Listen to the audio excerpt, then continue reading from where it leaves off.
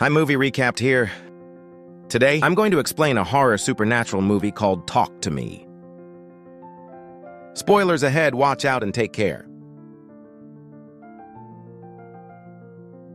The movie opens in the suburbs of Adelaide, where a big house party is being hosted by some high school students. A teenager named Cole searches through the crowded house for his little brother Duckett. He soon learns that his brother is acting erratically. As he has taken some illegal substances annexed, Cole hurriedly rushes upstairs and finds a room that seems to be locked. From inside, he breaks it open only to see a shirtless, wounded Duckett sitting down on a bed. While incoherently mumbling to himself, Cole then immediately embraces his younger brother and tries to take him home, but outside, several kids seem to be recording the whole incident on their phones. Thus leaves Cole fuming and he demands them to stop. Just then, without any warning, Duckett grabs a nearby knife and stabs his older brother. The partygoers begin to run in shock, as Duckett then stabs himself in the ace. He would have stabbed himself in the peen, but things are upside down in New Zealand. Elsewhere in the same town, a high school student named Mia mourns the second anniversary of her mother's death. It is revealed that her mother passed away after accidentally overdosing on sleeping pills. Mia harbors resentment towards her father, Max, believing he didn't do enough to save her mother. To avoid interacting with Max, she decides to head to her best friend Jade's house. She also picks up Jade's younger brother, Riley, on the way soon afterwards. They arrive at their destination, and Mia immediately rushes to meet Jade. The latter is busy talking to her new boyfriend over the phone. It is then revealed that Mia views Jade and Riley, as well as their mother Sue, as her family later. The girls come across a video of one of their schoolmates acting possessed at a party. Jade says that it's fake, but Mia is intrigued and wants to see for herself. She also wants to go to that party because she wants to distract herself from feeling down, since it's her mother's death anniversary. Jade reluctantly agrees for her best friend's sake, and also because her boyfriend will be there. When Sue is asleep in a room, the girls, along with Riley, sneak out of their home soon afterwards. They arrive at the party and meet Jade's new boyfriend, Daniel, who also happens to be Mia's ex-boyfriend. Despite the awkward history between the trio, all of them are good friends with each other. Later on, two schoolmates, Haley and Joss, show them a game called Talk to Me that everyone is playing. It contains a Ouija board kind of setup, but with a creepy embalmed hand. Haley says that the hand once belonged to a psychic medium and is now used to summon a supernatural entity. When deciding who will try it first, Mia volunteers Joss, then straps her tightly into the chair, while Haley explains that they must stop the possession within 90 seconds, or else the spirits will refuse to leave. They then light the candle and instruct Mia to hold their hand. Say, "Talk to me." Seconds later, Mia sees a ghost-like figure of an old man, which leaves her visibly shocked and scared. Her friends urge her to let go of the hand, which she does almost immediately. She then explains about what she saw, and everyone seems to believe her. After this, Mia goes back in once more and holds the hand. This time she sees the ghostly figure of a creepy woman. Haley instructs her to say, "I let you into the ghost." As soon as Mia does this, her head snaps back and it looks like she's choking. This freaks Jade out, and she demands that they stop the game immediately. After a minute, Mia's choking finally stops and she lowers her head. But now her pupils are dilated and dark, as she has become possessed by the creepy spirit. Soon Mia begins to act maniacally. Speaking in a strange and frightening voice, she gestures to Riley saying, "They really like you," which creeps him out. When the timer reaches 83 seconds, Joss attempts to pull Mia away from the hand, but the spirit refuses to let go and yells for Riley to run. Eventually, Haley and Joss manage to break Mia's creepy connection with the hand. They do it by blowing out the candle, even though the whole thing lasted way longer than 90 seconds. They make sure Mia's all right, and after this, the rest of them take turns getting possessed. This genuinely looks less dumb than some of the party drugs kids do in real life later.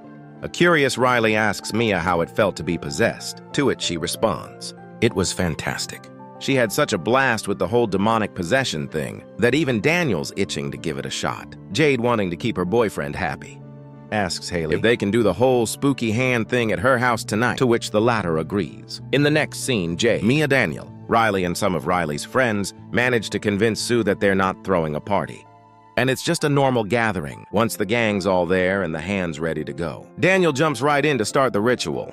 The spirit that gets into him is a wild one. It starts by saying it's not into Jade, and then makes out with her dog.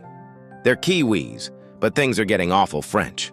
The other teens are both disgusted and delighted as they laugh and record Daniel. After they break his spiritual link, He feels embarrassed, but the others are just getting started.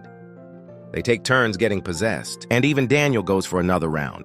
When Riley asks for a turn, though the others refuse as he is too young for it, Mia tries to persuade Jade to let her brother try but she still refuses as a result. The siblings argue, and Jade briefly leaves the room, followed by Daniel taking advantage of their absence. Riley begs for a chance, to which Mia agrees.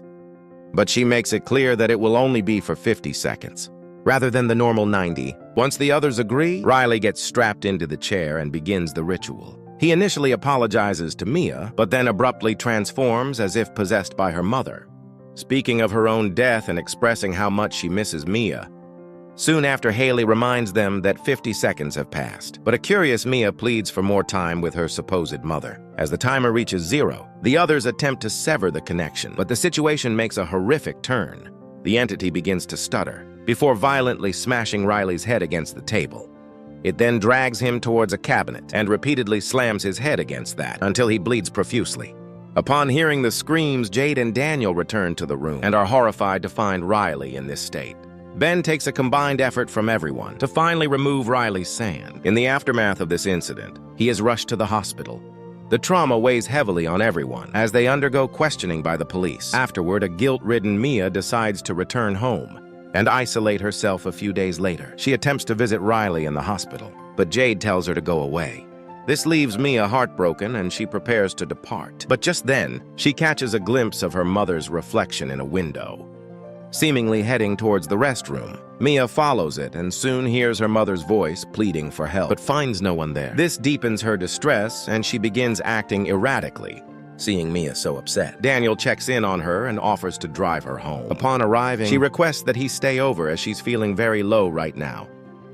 Daniel's hesitant at first, considering his relationship with Jade. However, Mia reassures him that they're just friends, and she really doesn't want to be alone tonight. The only hand going in your pants tonight is that freaky one.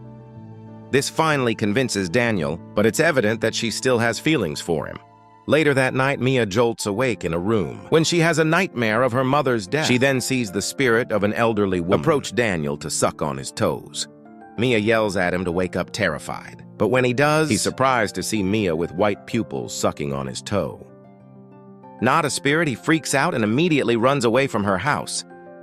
Mia then screams like a maniac and slaps herself multiple times before revealing that she's taken the hand in her bag. She attempts to summon her mother by doing the ritual, and it surprisingly works. Her mom's spirit, named Rhea, appears and tells Mia that she didn't mean to kill herself, and it was an accident. She also urges Mia to help free Riley, because he's in a lot of pain right now. After this, the spirit lovingly cuddles her daughter sleep. Meanwhile, Jade is at the hospital with her brother when he suddenly becomes possessed and bites himself into disturbing outburst. He then collapses and slams his head against the restroom wall repeatedly. The situation only stops when Jade screams for help, and a nurse rushes in to intervene. The next day, Mia meets up with the group who were at the house party a few days ago. Jade shares that her brother keeps attempting to harm himself. This prompts Joss to reveal something very alarming. Apparently, the man who had given Docket the cursed hand had told them about its major side effect. If the person possessed by the spirits dies while still being possessed, those spirits get to keep their physical bodies. This is exactly why the spirit inside Riley is trying to kill him, so that it and have his body. Following this, the group tracks down Duckett's brother, Cole, and arranges a meeting with him. But the latter doesn't seem to be in the mood to chat with them. He feels like Joss exploited his brother and left them alone. When things got spooky, the group sympathizes with them and also reveals about Riley.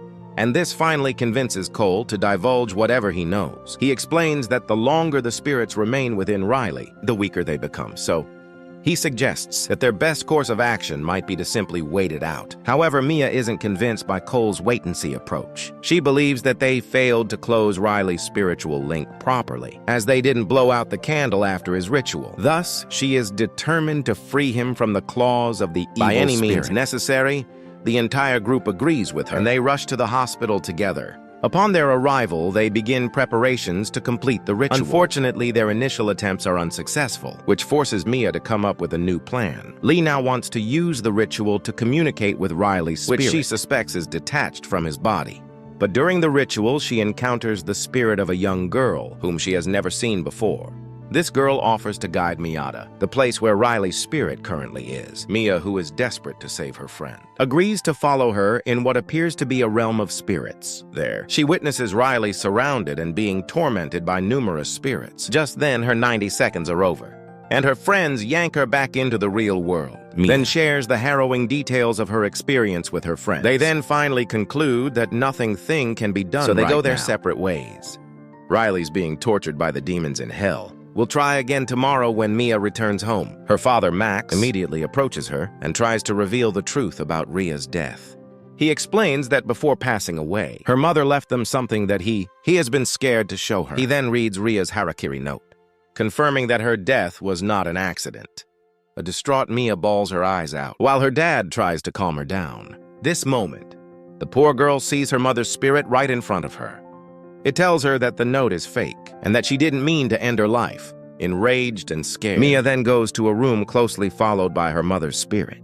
There it reveals that Max wrote the note as a lie, and the man she saw downstairs is not even her father. Just then, Max knocks on her door, but Ria's spirit points out that it's a malicious spirit. Imitating him, she also tells her that Riley is suffering and can only be saved through death, as they are never going to let him go.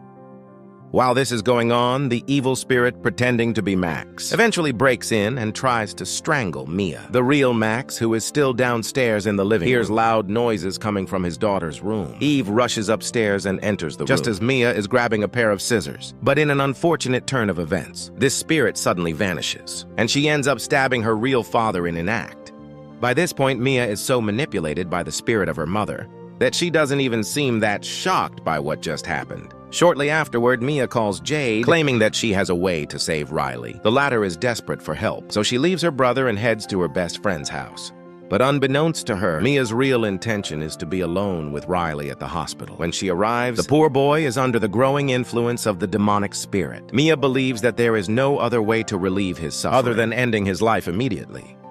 Thus, she prepares to stab him with the blood-stained scissors, but ends up backing down at the last second. Meanwhile, Jade arrives at Mia's house, only to find a bloodied Max in a critical state. Horrified, she quickly calls her mother and tells her to send an ambulance. She then rushes back to the hospital, fearing for Riley's safety. After a while, Jade spots Mia pushing her brother in a wheelchair, decides to follow them discreetly. Mia, who is being controlled by her mother's spirit, plans to shove Riley into the oncoming traffic. But just as she releases her hold on the wheelchair, Jade lunges from behind. She pushes Mia to the middle of the road, causing a vehicle to crash into her. Shortly afterward, Mia wakes in the middle of the road, bloodied and injured. She stands up and sees Jade holding her brother by the road's side. The scene then shifts as Mia is back in the hospital, but everything appears surreal and distorted to her. Riley, who is now miraculously recovered, leaves the hospital with his family. On the other hand, Mia sees Max walking through the corridors, but he doesn't acknowledge her. She feels increasingly isolated as no one seems to notice her, and even the surroundings gradually fade into darkness. Just then, a flickering light catches her attention. She approaches it and discovers a candle with a hand emerging from it. Curious Mia reaches out to grab the hand, but as soon as she does so, she's suddenly transported to an unfamiliar place, where a group of men are observing her. The man holding her hand whispers, "I let you in," revealing the shocking truth. Mia was killed in the road accident and has now become a spirit herself. Subscribe for more videos like this. Turn on notifications and leave a like to help the channel out. Thank you for watching.